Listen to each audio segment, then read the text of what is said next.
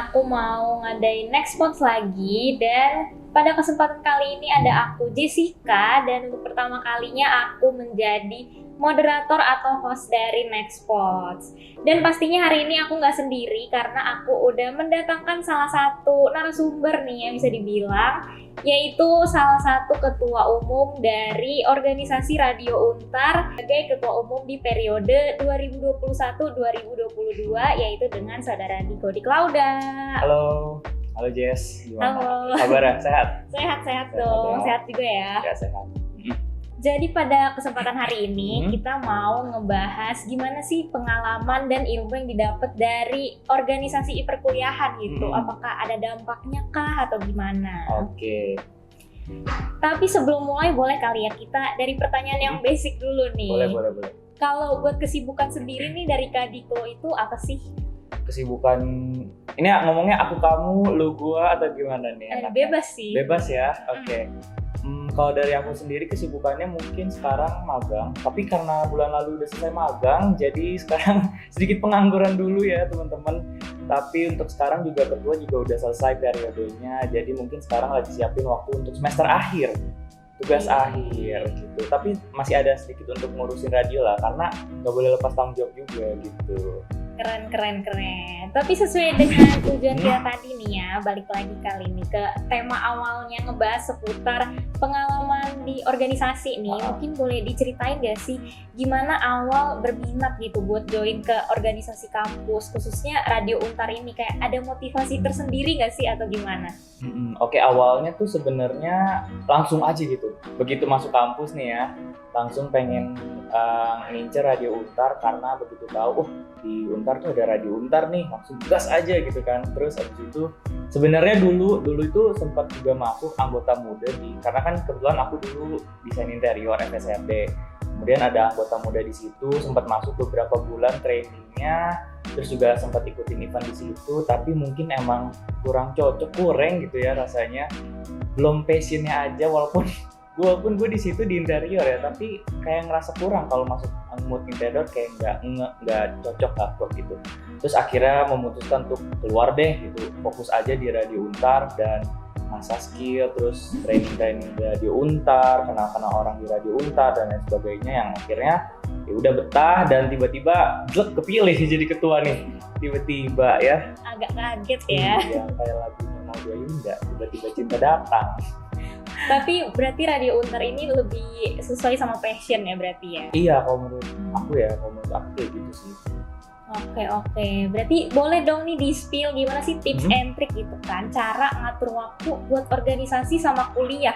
Karena kan banyak banget ya yang ngerasa kalau ikut organisasi di kampus tuh bikin misalnya tugasnya keteteran atau mungkin kuliahnya jadi lebih lama gitu lulusnya. Itu gimana sih? Ada tipsnya nggak sih? Untuk tips and tricknya ya, yang pertama itu harus, kalau mungkin karena aku tipikal yang perfeksionis, semua tuh harus ditulis. Misalnya pagi tuh ngapain aja, misalnya bangun tidur, mandi, siapin baju untuk ke kampus. Habis itu skenario untuk sore hari tuh gimana kan, karena kebetulan aku di FSRD pulangnya selalu sore nih, di atas jam 5. Nah di atas jam 5 itu selalu prepare ngapain aja ya setelah pulang kampus. Ya pasti udah pasti mandi, terus makan dulu. Nah biasanya nugas tuh sampai malam. Anti untuk tidur cepet lah kalau anak desain itu. Oke, selalu begadang, dan ketika lagi begadang nih lagi sempat-sempatnya untuk nyambi radio atau materi radio disiapin, latihan radio disiapin, cicil dulu.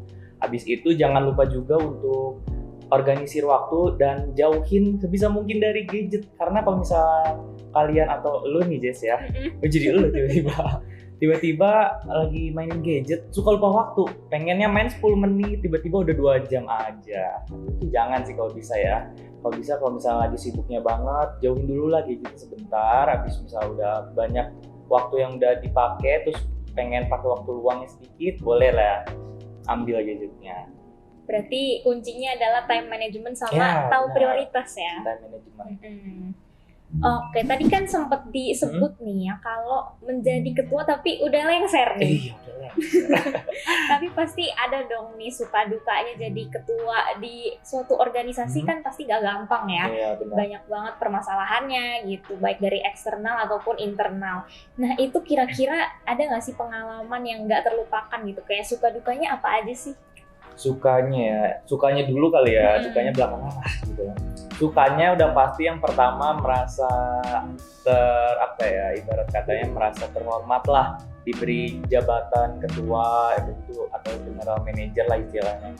Terus apalagi ya, yang pertama udah pasti itu, yang kedua relasi bisa dikenalin lah banyak orang, karena kan sebelum jadi ketua dan sesudah jadi ketua itu beda. Nah, sebelum jadi ketua itu kan aku nggak terlalu banyak tahu hal. Setelah jadi ketua dikenalin nih sama lembaga-lembaga kemahasiswaan di Untar, ini gini, relasinya gini. Kalau kamu mau ke sini boleh nih kontak ini aja, kontak A atau kontak B gitu. Terus apalagi ya sukanya? Aduh banyak sih Jess, sukanya. Jujur agak sedikit sedih juga karena udah lengser. Sukanya, mungkin ini sukanya kalian bisa punya waktu banyak banget sama kru aktif, karena kebetulan di Radio Untar itu sebutan untuk ibarat katanya anggotanya itu kru aktif. Nah jadi sebagai ketua itu punya banyak waktu yang cukup untuk kru aktif ya, walaupun nggak semua kru aktif itu bisa datang bersamaan di waktu yang sama gitu, juga mungkin ada kesibukan lain. Tapi di satu sisi itu sukanya tuh banyak di situ, misalnya bercanda, bonding dan lain sebagainya gitu. Yes. Oke, berarti nambah teman juga ya dari berbagai fakultas pastinya. Followers juga ketambah nih. Nggak salah. Iya kan. Tapi ada nggak sih perbedaan yang dirasain dari mungkin sebelum ikut organisasi gitu sama sesudah ikut organisasi? Mungkin jadi ada skill yang nambah atau terasah gitu kan? Oke, mungkin sebelum jawab itu kan tadi lu nanya suka duka. Dukanya belum ya? Iya, boleh. Dukanya itu ya mungkin agak sedikit menguras mental ya teman-teman. Terus juga, tapi nggak apa-apa, jangan bikin takut juga kalau misalnya, aduh gue pengen jadi ketua OSIS atau gue pengen jadi ketua ini tapi takut mental gue terkuras. Nggak apa-apa, tenang aja. Makin mentalnya terkuras makin jago dan semakin kuat lah pokoknya gitu. Terus dukanya udah pasti nyita banyak waktu, karena perhatian aku itu lebih banyak fokus ke Radio Untar. Tapi tenang aja, kuliahnya juga tetap terorganisir. Terus juga mungkin kalau misalnya ada salah satu masalah dan lain sebagainya, di situ aku harus bersikap netral. Nggak boleh mihak A, nggak boleh mihak B, karena mungkin aku terlalu dekat sama B, jadi kayak mihak aja lah ke B gitu. Walaupun inti masalahnya sebenarnya bukan ada di si B, ada di si A gitu. Terus juga untuk penengah ini penting banget nih. Kalau misalnya ada masalah, bolehlah cari-cari gimana nih cara jalan keluarnya untuk menengahi masalah antara kubu A dan kubu B aja sih ya. Terus juga bisa sedingin mungkin dalam menghadapi masalah dan sebagainya. Itu sih kalau menurut gue dukanya. Kayak harus berusaha netral gitu, karena kan sifat manusia agak susah ya sebenarnya. Benar. Oke, terus tadi apa perbedaannya? Gitu? Perbedaannya tentunya selain followers di sosial media naik, kemudian juga bisa dikenal juga sih sama teman-teman yang tadinya mungkin nggak kenal gue, nggak kenal aku, terus tiba-tiba kayak, oh ini ya ketua Radio Untar gitu. Tapi walaupun emang mungkin belum seterkenal ketua-ketua sebelumnya, belum se-famous ketua sebelumnya, tapi setidaknya itu udah suatu pencapaian lah menurut gue gitu. Terus kalau misalnya sebelum jadi ketua ya gitu-gitu aja sih, kan kita member biasa ya. Oke, berarti pastinya juga ada skill atau bakat yang sebelumnya mungkin gak disadari gitu, mungkin ada nggak? Untuk skill jadi lebih banyak berbicara sih, jadi lebih banyak ngomong, terus juga jadi lebih, kalau tampil percaya diri ya sedikit lah, walaupun masih ada insecure sedikit, itu wajib sih. Insecure sedikit. Terus apalagi ya, udah sih, sama mungkin kalau dalam berbicara mungkin bisa jadi lebih bijak gitu sih kadang. Public speaking juga pasti ya? Iya, sebenarnya itu lumayan banget tuh ngasah tuh. Nah, aku juga pengen nanya lagi nih, kalau dari mengikuti organisasi kayak pengalaman dan skill yang didapat nih, apakah akhirnya kayak lebih membantu gitu, misalnya waktu mencari magang atau mungkin melaksanakan kegiatan-kegiatan yang berkaitan sama dunia kerja gitu? Tentunya pasti ada, karena yang pertama kan public speaking udah kayak Jess bilang itu penting dan bisa dinaikin skillnya. Terus juga pas mau cari magang nih, kebetulan di perusahaan interior kan pas diwawancara jadi kayak nggak nganging aja gitu kan, nggak bingung gitu apa yang mau diomongin gitu. Terus juga kayak lancar-lancar aja dan percaya diri jawabnya.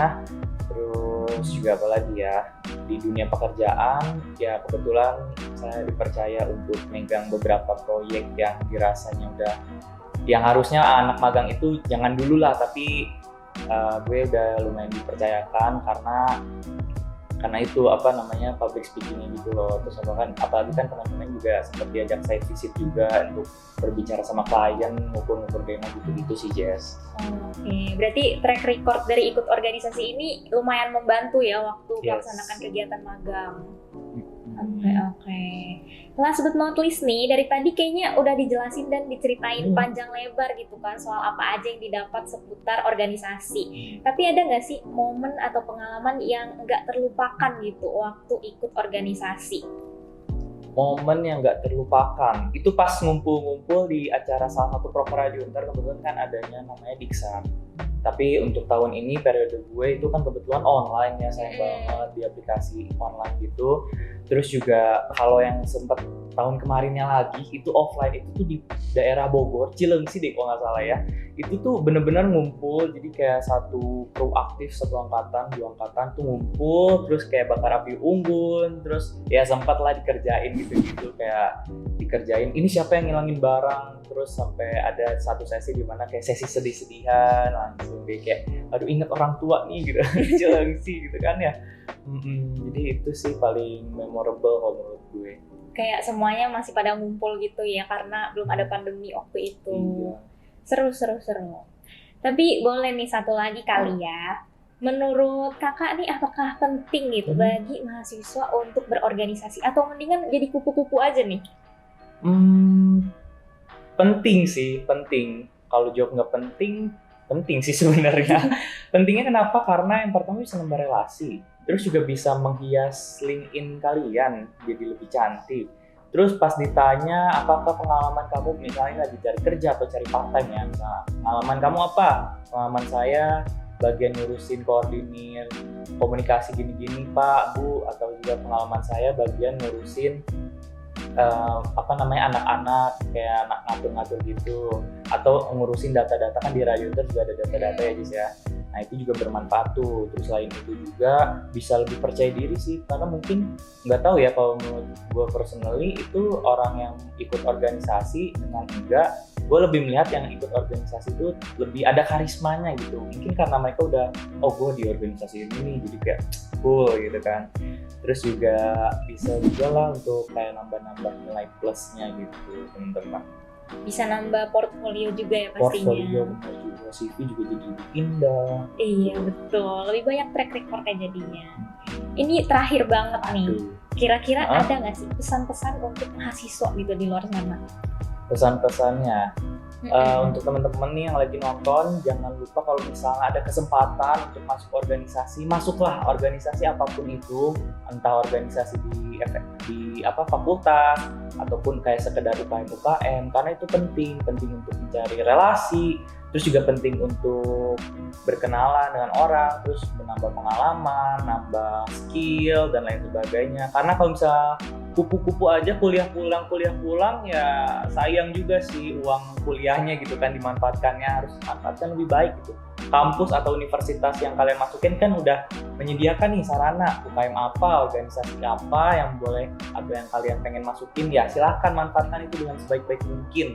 Kalau misalnya mau masuk UKM lebih dari 1, terus ada organisasi juga, ya nggak masalah selagi time manajemennya bisa dan bagus gitu Jess. Oke, keren banget ya teman-teman. Ini tuh insight dari seorang mantan ketua nih. Ketua, ya nggak apa-apa ya. Mantan ketua. Oke, itu dia sih obrolan seru kita hari ini seputar pengalaman berorganisasi. Nah teman-teman, buat yang mau nanya lebih lanjut nih bisa banget mungkin ke Instagram kakaknya di mana nih? Aduh, nanti dicantumin nggak nih? Pokoknya Instagramnya ada deh pokoknya. Ada dirahasiakan ya. Ya udah kalau gitu pantengin aja sosial medianya Connex ya. Yes, benar. Thank you. Konten-konten lebih lanjut. Bye.